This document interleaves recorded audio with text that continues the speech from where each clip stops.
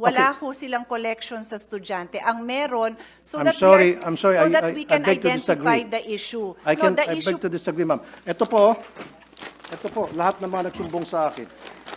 sir, the These are issue, the I don't These think, are the list of parents na nagsumbong sa akin, iba't ibang eskwelahan sa buong Pilipinas na kung saan sila po ay sapilitang kinukolektahan ng mga electric fan at kung ano pang mga gamit sa eskwelahan na meron man pong budget sa MOE ang DepEd for those things. I want to put a stop to it. I really do. As much as possible during my watch as a senator of the Republic. Pero napagsabihan po ako noon na kung gusto ko pong baguhin yung pulisiya ng pangongolekta to PTA, gumawa po ako ng batas.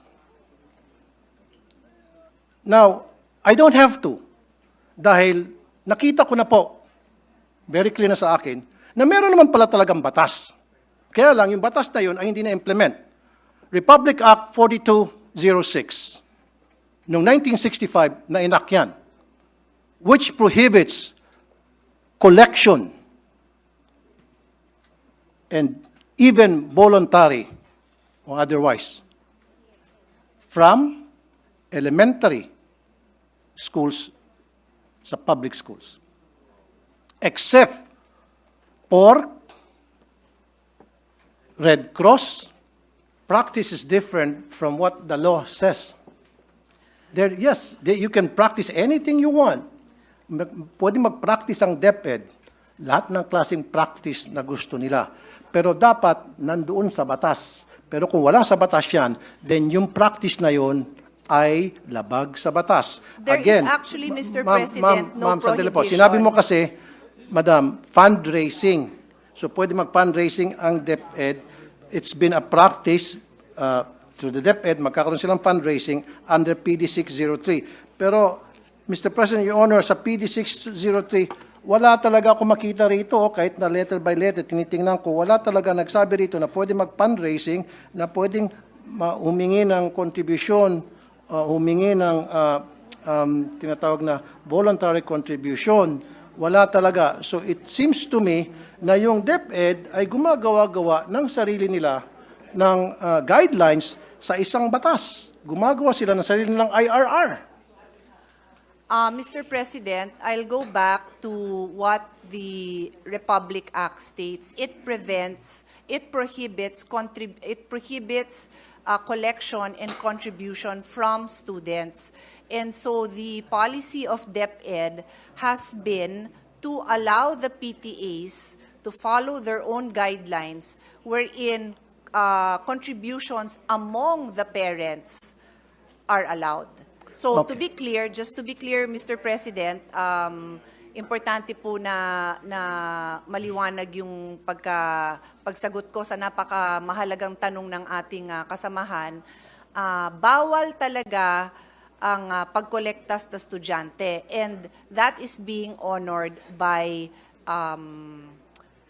DepEd. In other words, hindi pwedeng maglabas ang DepEd, ang principal, ang teacher ng request or request for contribution na ibinibigay sa estudyante. Bawal po talaga yon. Bawal. So But, kung bawal po, bakit po Correct. nangongolekta pa rin sila sa mga estudyante, especially po sa mga Mr. hirap? President, I would like to clarify, never po sila nangongolekta sa estudyante. Wala ho silang collection sa estudyante. Ang meron, so I'm that sorry, we I can beg to identify disagree. the issue. I The beg issue, to disagree, ma'am. Ito po, lahat ng mga nagsumbong sa akin.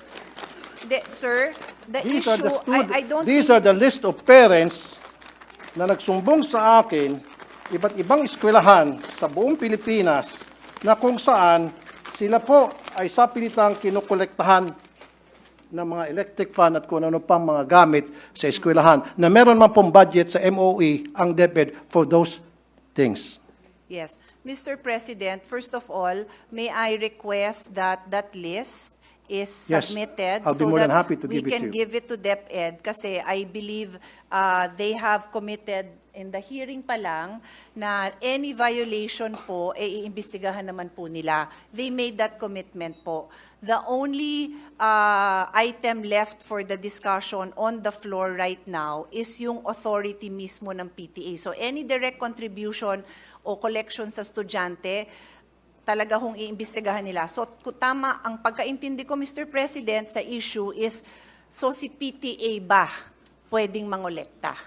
And ang sinasabi po sa atin ng DepEd, the policy since 1969 has been to recognize the PTA's authority to decide among themselves. They have their own rules, they have their own guidelines to do their fundraising, that is a generic term that I'm using, among the parents. Hindi to sa bata, hindi apektado yung pagpasok ng bata, hindi apektado ang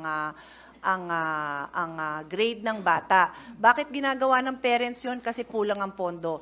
Yung sinabi ng ating kasamahan na nasa MOOE yan, meron yan pambili ng electric fan, dagdag ko na rin doon, ano yung mga kakulangan, di ba? Yung pagpaganda ng garden, driveway, entrance, kung ano pa man. Lahat naman po yan nilalagyan ng MOOE. Pero if I may call the attention of our chairman, talaga naman wala na ho tayo, nagbibigay ho tayo ng maraming pondo, but hindi ho talaga nakokompleto, no? In fact, ako na magsasabi, because baka may magtanong, yung mga repairs, no? Pagpalagay mo ng may electric fan dun sa loob ng classroom, o di kaya yung picture na pinakita ni Senator Bongo, medyo bumagsak yung kisame. Lahat po yun falls under repairs of basic facilities. Pero natanggalan po yan ng pondo, na ilipat po sa ibang pondo yan, hindi ho ng Senado. So may mga issue pong ganyan. I think I want to assure our colleague that hanggat makakaya, sinusuportahan ng ating chairman yung ating recommendation to increase the MOOE. So that basic principle, I think everyone in the Senate supports his honor, na mapondohan sana ng lahat na yan.